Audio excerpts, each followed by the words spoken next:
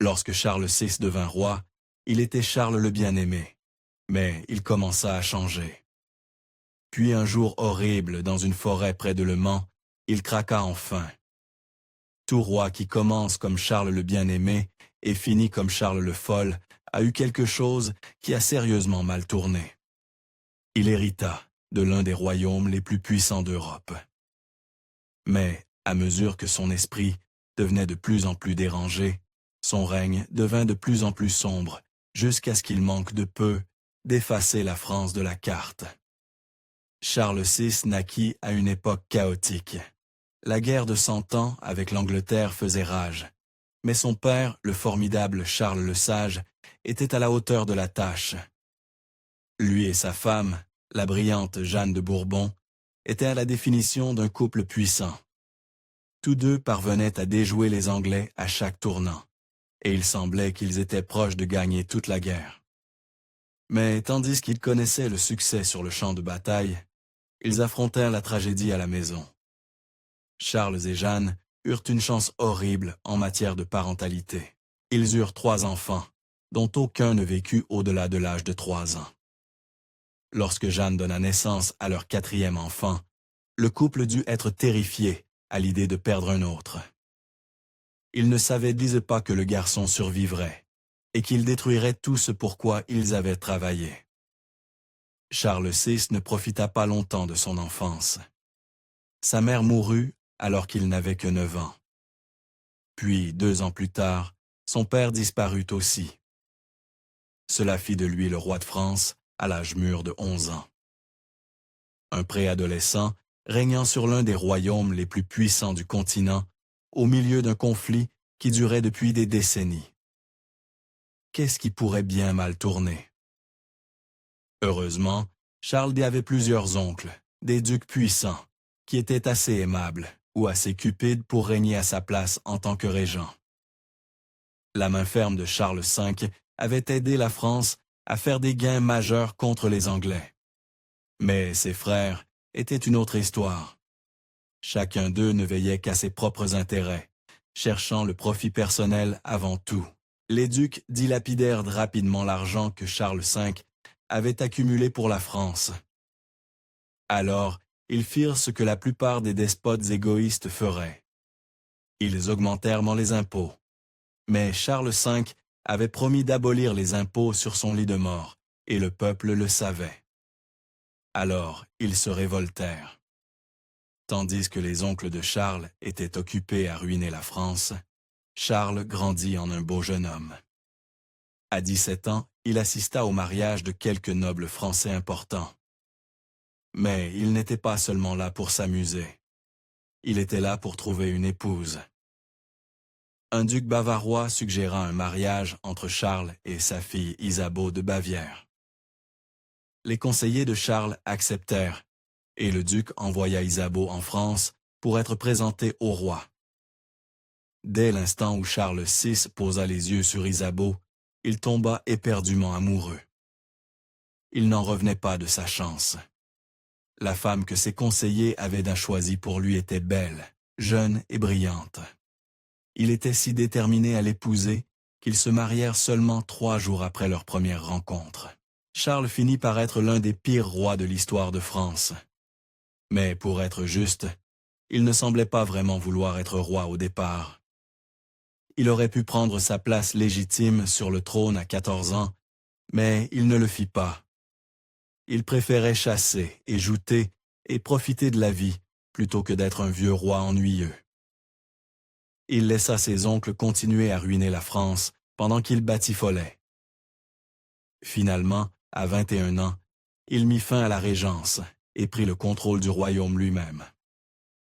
Après une décennie de ducs égoïstes, le premier acte de Charles fut de rappeler tous les anciens conseillers de son père. Avec ses esprits politiques âgés et avisés, Charles améliora réellement la vie en France pour la première fois depuis des années. C'est pourquoi, au début de son règne, le peuple français le surnomma Charles le Bien-Aimé, pour s'être débarrassé de ses oncles cupides et avoir ramené la stabilité en France. Si Charles avait eu une crise cardiaque sur le champ, l'histoire se souviendrait de lui comme d'un grand roi. Mais il n'en eut pas. Du côté de sa mère, il y avait une longue histoire de maladie mentale grave. Le grand-père de Charles était infamous pour ses crises mentales débilitantes. Sa mère, Jeanne, souffrait de la même condition. Au fil des années, les gens qui l'avaient autrefois appelé Charles le bien-aimé commencèrent à murmurer un autre nom, Charles le Folle. Sa maladie mentale allait et venait, et les gens ne pouvaient jamais vraiment savoir quel genre de roi ils allaient avoir. Pendant une période, il ne se rappelait même pas son propre nom, et n'avait aucune idée qu'il était roi. Les jours de gloire de son règne précoce s'estompèrent rapidement. Il commença infamement à courir sauvagement dans les couloirs de son palais parisien, dans divers états de déshabillage. À un moment, ses conseillers durent murer les entrées du palais, de peur que le roi ne sorte directement dans les rues. Son comportement erratique devint presque impossible à contenir, et cela sans même mentionner l'odeur. Au Moyen Âge, ce n'est pas comme si tout le monde se promenait en sentant la rose. Mais Charles porta le manque d'hygiène à un tout autre niveau. Une fois, il refusa de se baigner ou même de changer de vêtements pendant 5 mois entiers.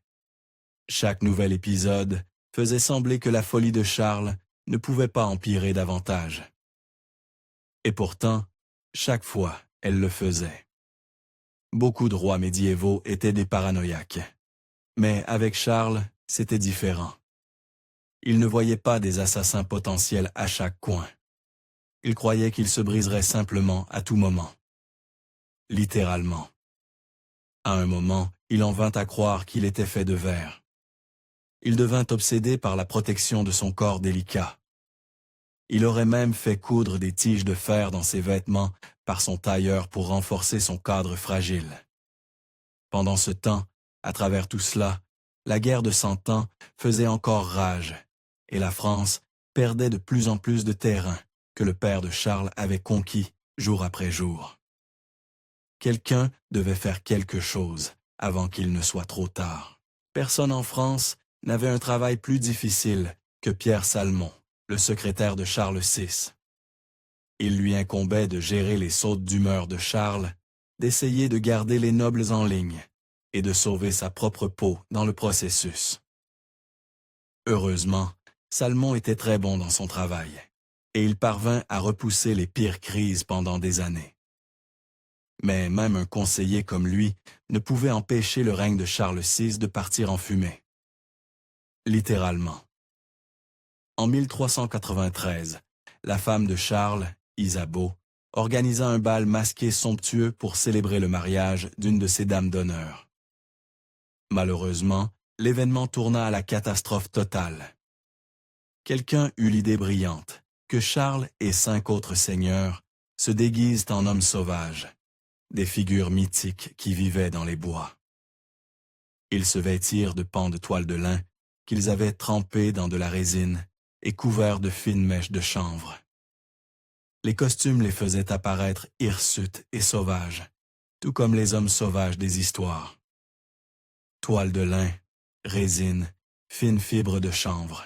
Charles et les 5 autres seigneurs étaient essentiellement des allumes-feu prêts à l'emploi.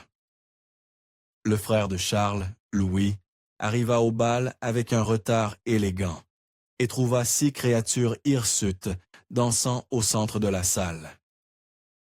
Les costumes étaient si épais de chanvre que Louis ne pouvait même pas voir qui étaient des hommes en dessous.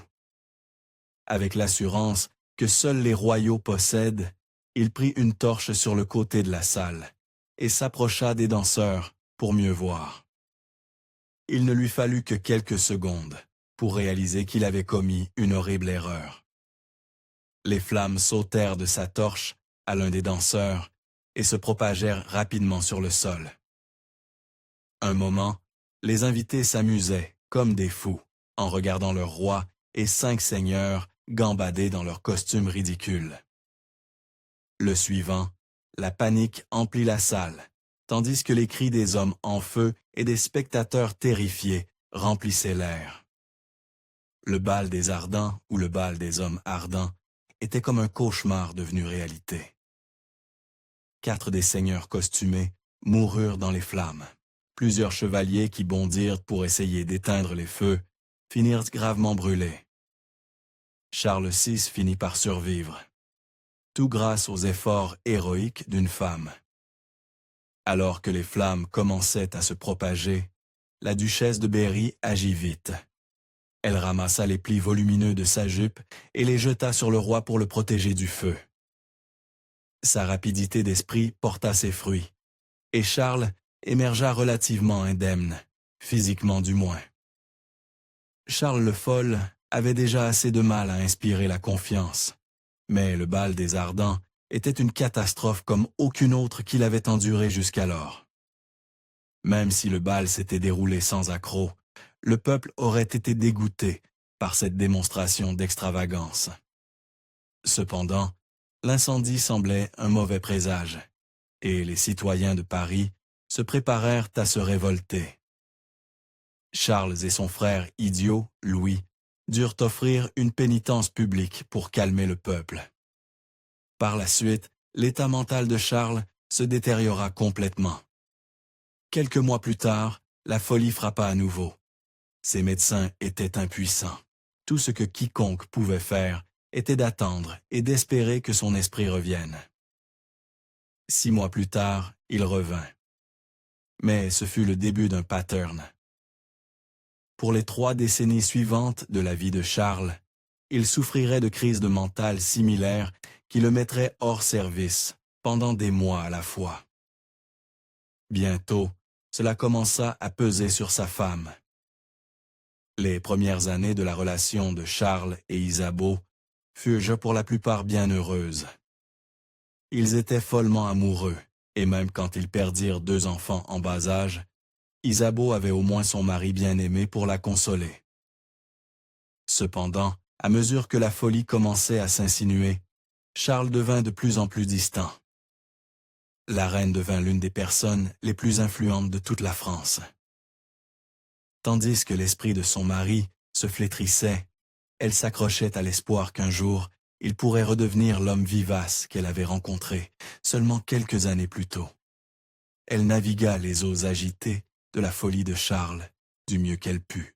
Mais puis un jour, son propre mari ne la reconnut même pas. Non seulement cela, mais elle semblait le repousser. Pourtant, Charles désirait toujours la compagnie féminine, alors ses conseillers lui fournirent une maîtresse, Odette de Champdivers, la fille d'un marchand de chevaux. Un jour, Odette se trouva soudain maîtresse de l'homme le plus puissant de France.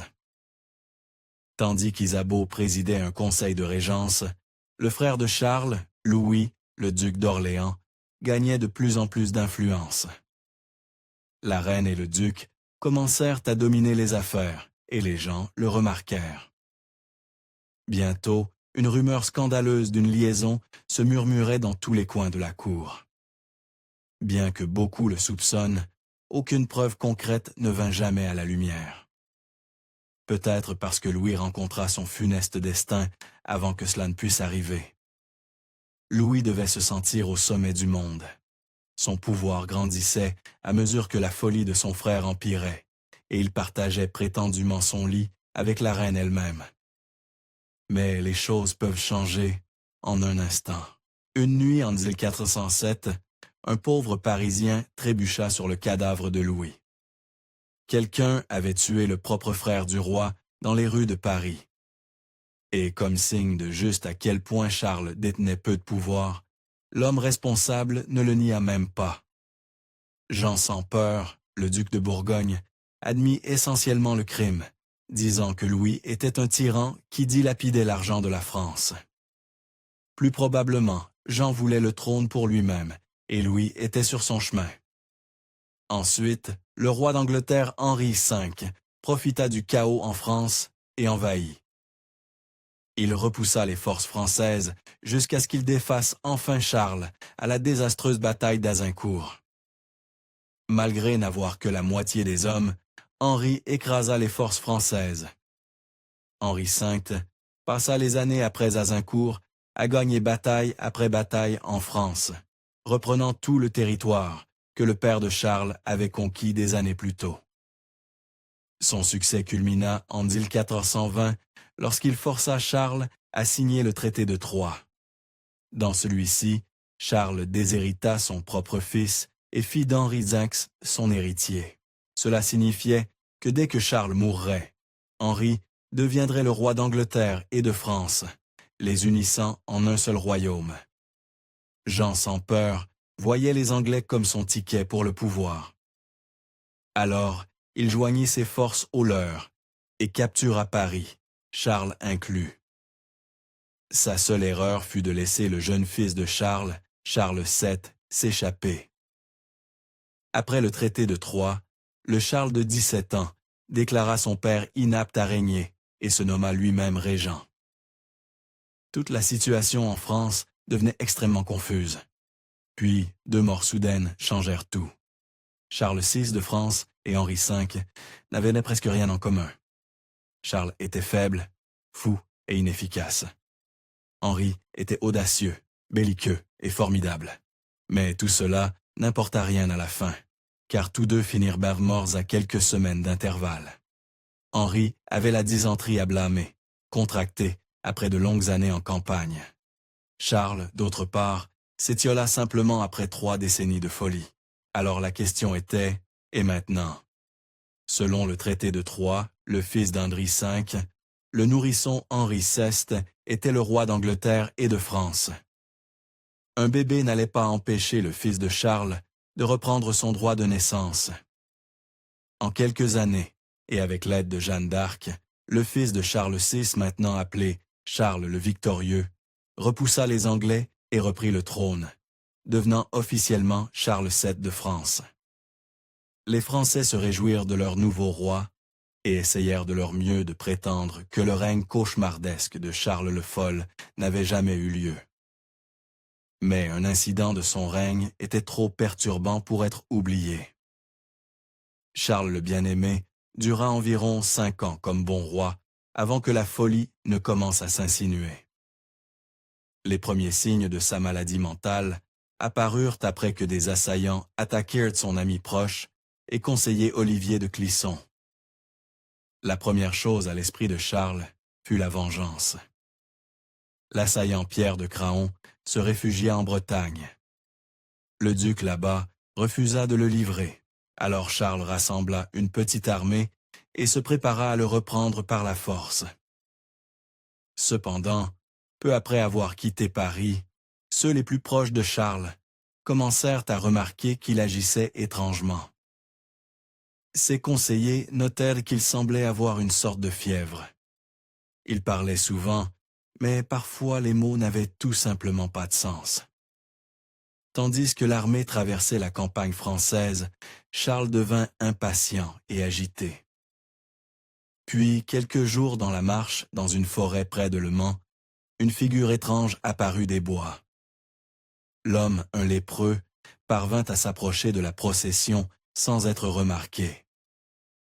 Il attrapa la bride du cheval du roi et d'une voix frénétique et folle donna un avertissement sinistre. « N'avancez plus, noble roi, faites-ne demi-tour, vous êtes trahi. » Les gardes de Charles repoussèrent l'homme, mais il continua à suivre le roi à distance, criant le même avertissement encore et encore.